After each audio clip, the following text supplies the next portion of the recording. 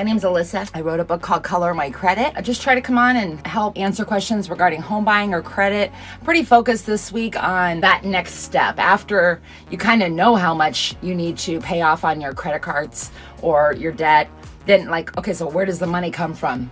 And so there's just kind of ways to kind of condition yourself to eventually really start thinking about these different stops, I say, on the way to shopping before you actually hit the button and pay for something. Because there's 4 points you can stop at to really save a lot of money if you just have a tiny bit of patience. So I'm going to show you some of that stuff today.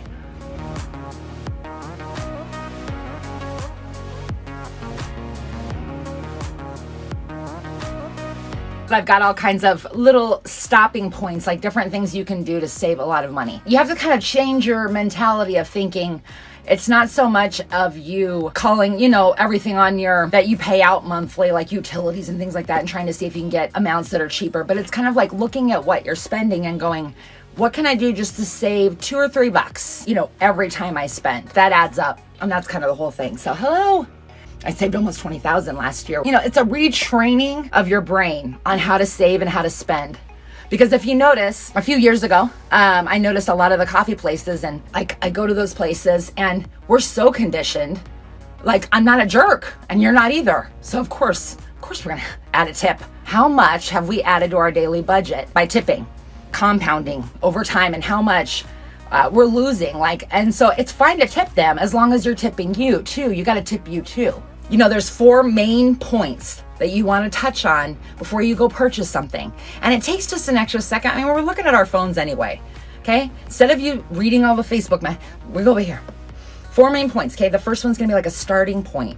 An app that you can start at to get to the website that you're going to, okay? So I'm gonna use an example of shoes, okay?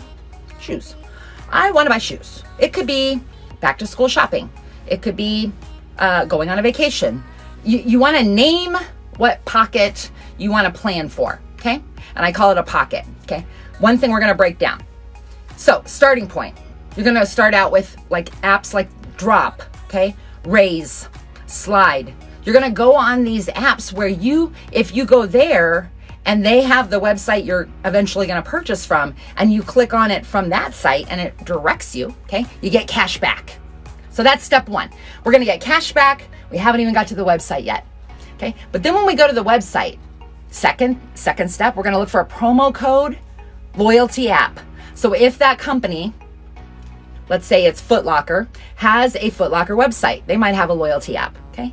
If they don't have a loyalty app, again, you might be able to go on Rakuten, Rakuten, Google, promo codes. You might be able to find something where they're offering some sort of little promo code. Okay. So now we got a starting point. We got the promo code. Now the third step in saving probably half of what you are going to spend on whatever item that is you're going to look for what payment method should I use? Can I get cash back on this credit card I'm going to use? Because it fits into the category of what I'm buying. Could I go over and go to Card Pool or Card Deals and get or Raise or Slide and get it, use it, buy a gift card right then and there? Every time I go to Sephora or Ulta, because it's so expensive, I always pay with the app. So I go to Raise, right today, you can get an extra 5% off every gift card you buy on Raise. And that's an extra 5%. That's a pretty good amount of money. And so you go over to the Raise app, you put in whatever store you're buying it from, you're gonna put in the amount that you're gonna spend, you pay for it through Apple Pay, and you show the code to the cashier. Or you plug in that as if it was a gift card, okay? And then you pay for that item, and you're gonna get the cash back or whatever you're getting for that payment method.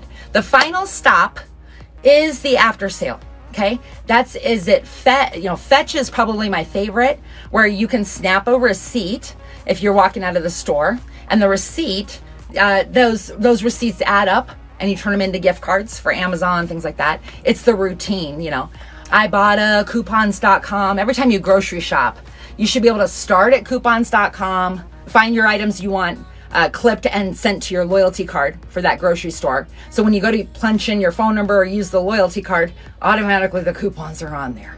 And then you just snap the receipt right when you leave, and your points and everything shows up in coupons.com. So like, I can't even tell you, if you can give yourself a mindful pause for a minute, you can practically save money. I mean, a substantial amount of money on everything. The whole point is, if you can save here on groceries, right? That's money that you can actually just move over here to pay towards the debt. Have a good day. I'm going to see you later, and stay out of the heat, and I'll talk to you later. Thanks everybody for coming in. Bye.